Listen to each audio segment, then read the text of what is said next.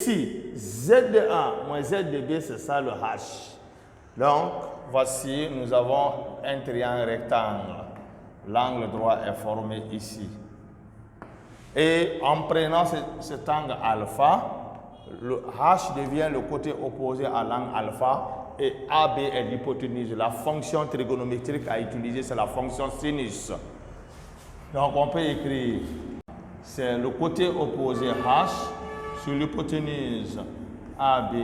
Cela me permet d'écrire H est égal à AB fois sinus de alpha. Donc, sinus de alpha et AB égale à L. Nous allons revenir ici et remplacer H par son expression. H égale à L sinus alpha avec L égale à AB. Nous obtenons l'expression finale VA égale à 2GL fois sinus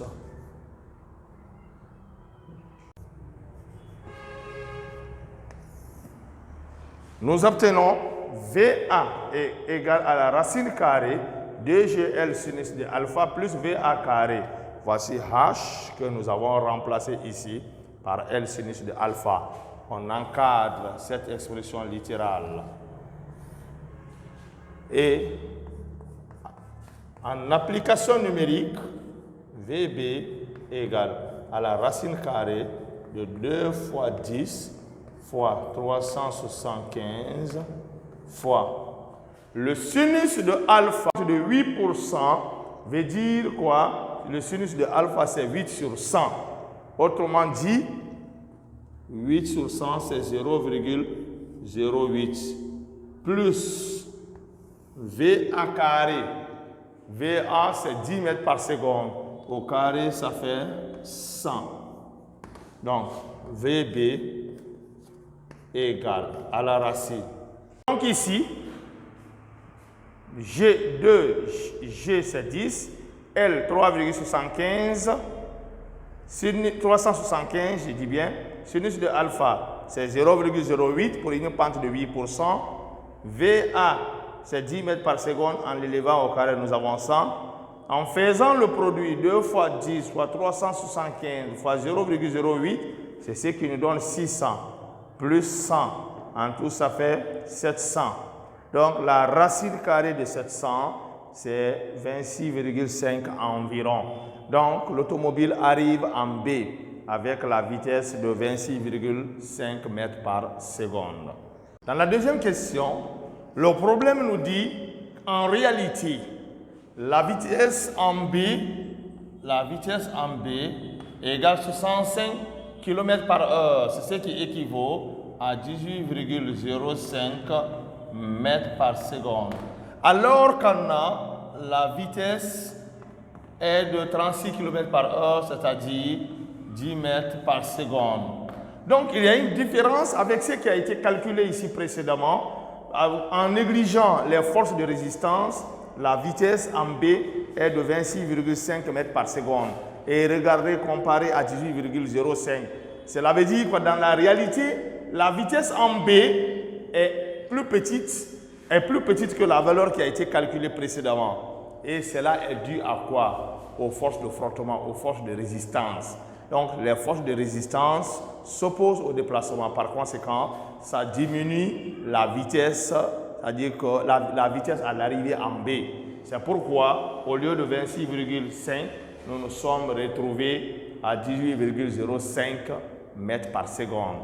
Et on nous demande de déterminer la valeur de F, c'est-à-dire l'intensité des forces de frottement. Voici la nouvelle représentation des forces. Nous avons les deux forces, le poids et la réaction. Mais à la différence de la première question, les forces de résistance ne sont plus négligées. Par conséquent, la réaction, comme vous voyez, elle n'est plus normale au plan. Voici le plan. La réaction n'est plus normale au plan. Et la réaction maintenant a deux composantes. Une composante suivant l'axe OY, qui est RY. Une composante suivant l'axe OX, qui est F. Et nous allons appliquer le théorème de l'énergie cinétique, bien sûr, parce qu'il y a variation de vitesse. D'après le théorème de l'énergie cinétique,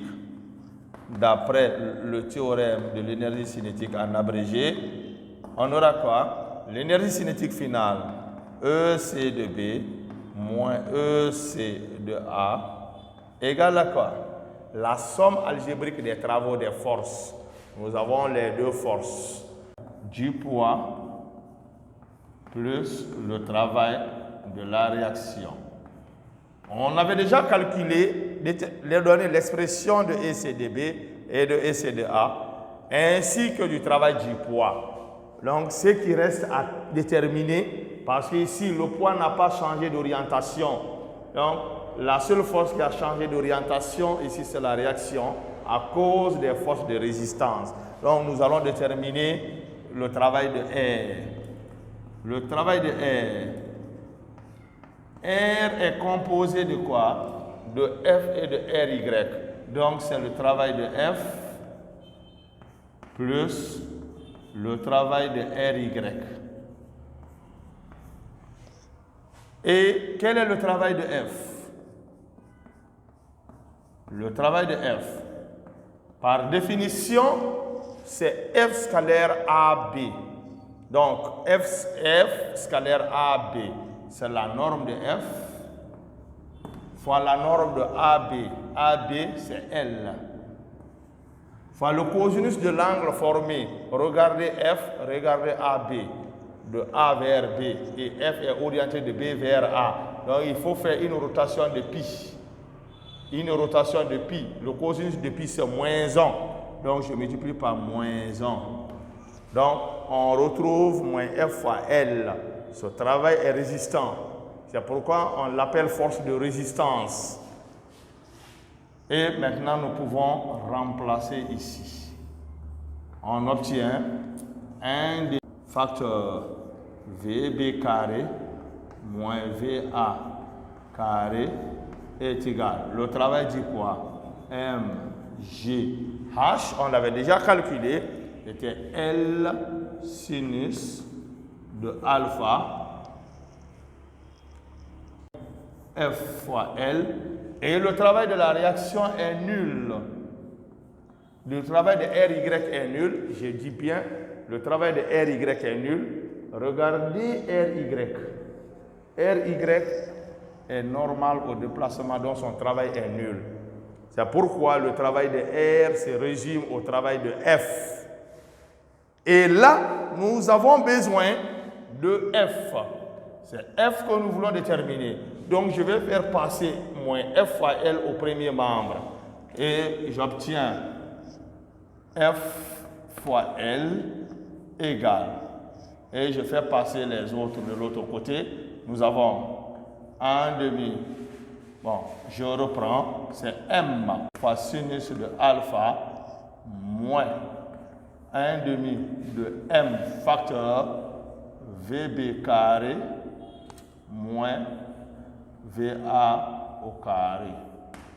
Donc, je peux déjà tirer l'expression de F égale. Je vais factoriser là par M et l'ami de l'inconnu revient au dénominateur sur L. Quand je factorise ici par M, j'aurai M entre crochets. Entre crochets M, G, L, sinus de alpha. Donc M est sorti, je barre le M. Et là encore, M est sorti, il va rester moins 1 demi facteur de VB carré moins VA au carré.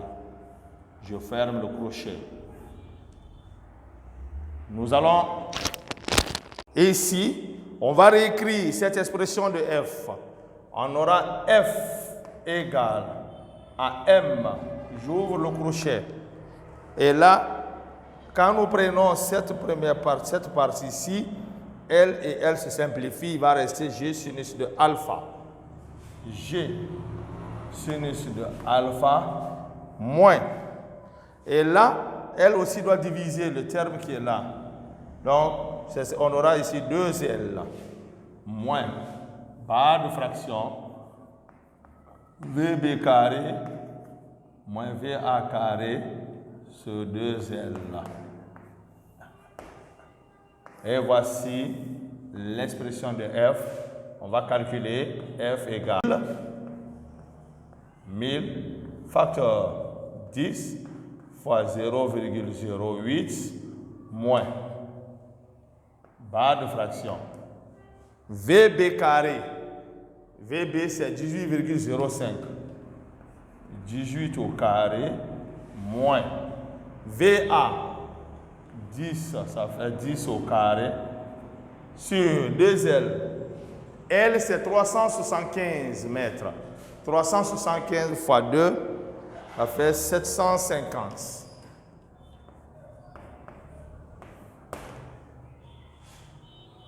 F égale 1000 fois. En multipliant par 1000, nous avons ici 80. Non, 10 fois, ça fait 0,8. Ça fait 0,8 moins. Donc ici, 18 au carré, c'est 324. Moins 10 au carré, ça fait 100. 324 moins 100, c'est ce qui donne 224 sur 750. 224 sur 750 me donne 0,3. Et en faisant la différence, 0,8 moins 0,3, c'est ce qui fait 0,5. 0,5 fois 1000, c'est ce qui nous donne 500. Donc, l'intensité des forces de résistance F est de 500 newtons. La troisième partie de ce problème, on nous dit que lorsque l'automobile aborde la descente en A, un motocycliste aborde la montée en B. Donc, le motocycliste est en mouvement de B vers A, tandis que l'automobile arrive de A vers B. Il est à retenir que les deux mobiles ont des mouvements de sens opposés. Et ils vont se croiser en un point I. Le croisement a lieu par exemple en un point I. On nous demande à quel instant aura lieu le croisement et à quel lieu, c'est-à-dire quoi, la position du point de rencontre par rapport au point B, lieu de croisement. Et pour résoudre ce problème, il faut exprimer les distances parcourues par les deux mobiles en fonction du temps. Car pendant la rencontre en I, le motocycliste aurait parcouru la distance BI, qui est L2, tandis que l'automobile a parcouru la distance AI, qui correspond à L1.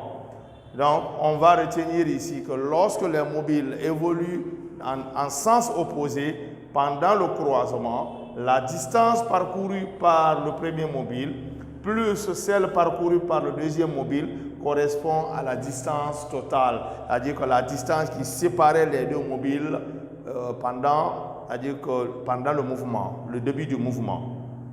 Ici, ce sont les distances que nous allons exprimer en fonction du temps. À ce niveau, nous allons commencer d'abord par le mouvement de l'automobile. L'automobile part de A. Donc, pour exprimer la distance parcourue, nous allons considérer que l'origine du repère pour l'automobile, c'est le point A. Donc, à l'instant où l'automobile part de A, au même instant, le motocycliste aussi part de B. Et là, nous remarquons dans ce problème que le mouvement de l'automobile est un mouvement rectiligne uniformément varié. Alors, pendant cette descente, nous allons déterminer son accélération. Sa vitesse n'est pas constante. La vitesse en A est différente de celle en B. Arrivé en B, nous avons déterminé la vitesse qui est de seconde.